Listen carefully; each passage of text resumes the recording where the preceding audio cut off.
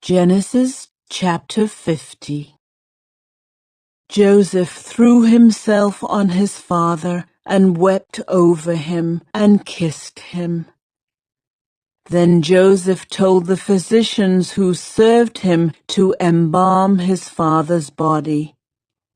So Jacob was embalmed.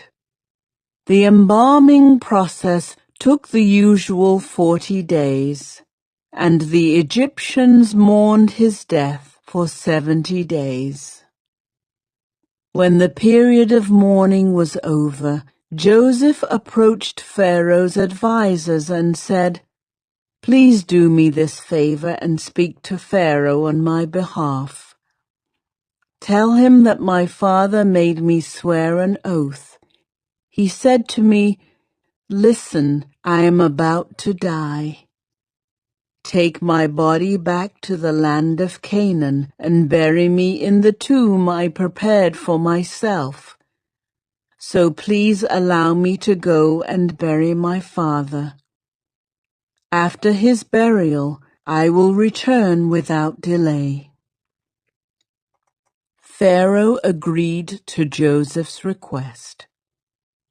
"Go and bury your father as he made you promise," he said.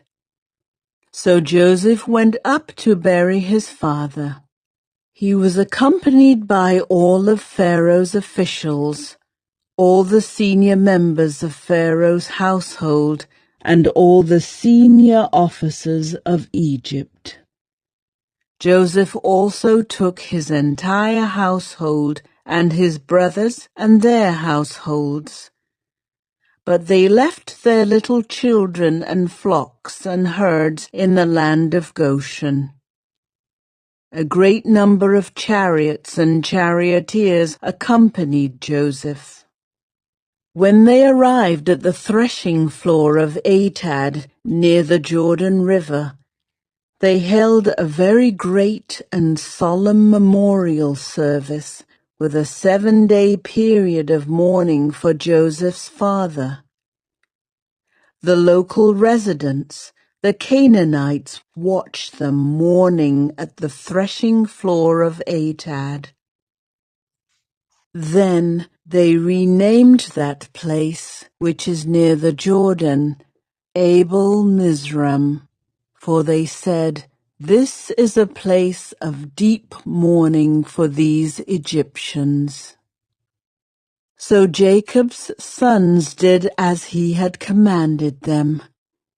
They carried his body to the land of Canaan and buried him in the cave in the field of Machpelah, near Mamre. This is the cave that Abraham had bought as a permanent burial site from Ephron the Hittite. After burying Jacob, Joseph returned to Egypt with his brothers and all who had accompanied him to his father's burial. But now that their father was dead, Joseph's brothers became fearful. "Now Joseph will show his anger and pay us back for all the wrong we did to him," they said. So they sent this message to Joseph: "Before your father died, he instructed us to say to you, 'Please forgive your brothers for the great wrong they did to you, for their sin in treating you so cruelly.' So we, the servants of the God of your father, beg you to forgive our sin." When Joseph received the message, he broke down and wept. Then his brothers came and threw themselves down before Joseph. "Look, we are your slaves," they said. But Joseph replied, "Don't be afraid of me. Am I God that I can punish you?